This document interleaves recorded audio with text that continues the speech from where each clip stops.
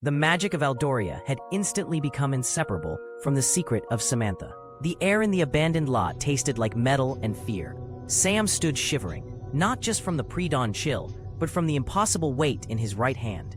His suitcase didn't just contain clothes. It held the future of Samantha. If the magical authorities knew he was a crossdresser, this entire journey would end right here in this grimy alley. He was waiting for a man who could whisk him to a hidden city of magic, and yet his biggest anxiety wasn't the portal, it was the contents of his luggage. A shadow detached itself from the wall of a nearby warehouse. It was simply a person who hadn't been there moments before.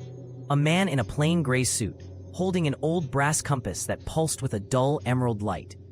Alloway, the man stated, his voice flat. He looked past Sam, specifically at the suitcase.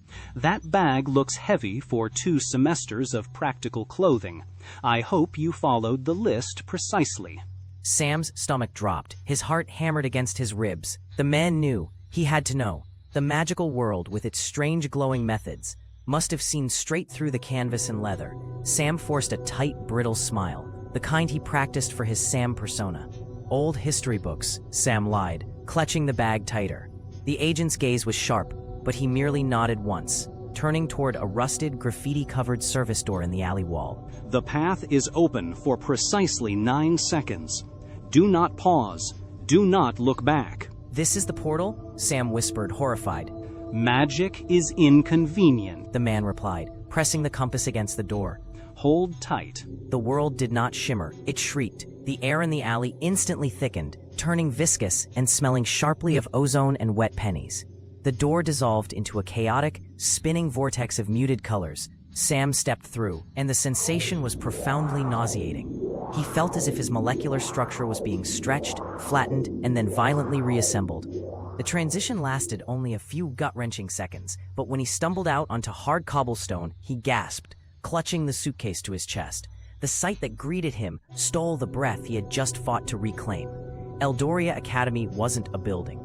It was an entire stone city, carved into a sheer mountain face. Spire towers pierced the low, perpetually misty clouds, their windows glowing with soft internal light.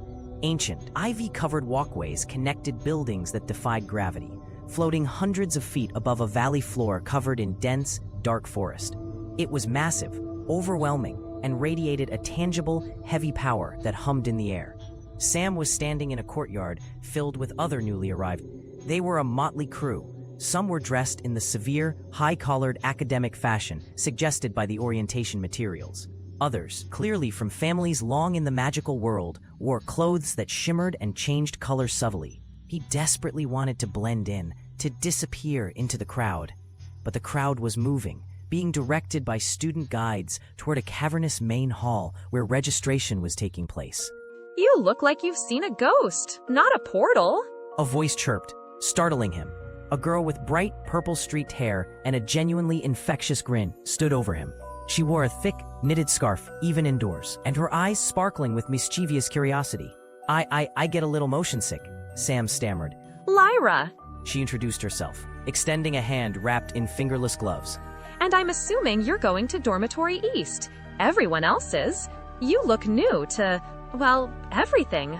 Before Sam could formulate an answer, another girl glided up. She was the polar opposite of Lyra, effortlessly elegant, wearing simple but expensive-looking tailored robes, with a poise that made Sam feel like a wet, disheveled puppy.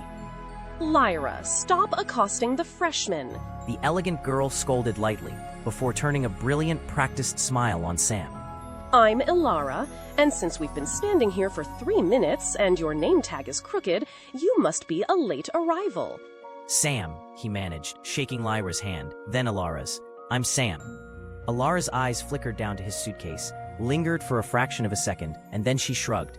Well, Sam, time to see if we've been placed in a drafty turret or a civilized suite. Come on, before the sorting ceremony makes us all stand around awkwardly. Sam picked up the dull, gray-looking suitcase and followed the two girls. The magical chaos of the campus was intimidating, but the proximity of Lyra and Elara, two potential allies who didn't even know they were part of his identity revolution, was terrifying and exhilarating in equal measure. His true schooling, the one he hadn't signed up for, was about to begin. If you loved this video, give it a big thumbs up. Let me know in the comments what you want to see next, and smash the hype button to help my channel grow. Don't forget to subscribe and click the bell so you don't miss the next video. You can jump to it right here. And remember, this channel is about building a safe community and becoming Lacey together.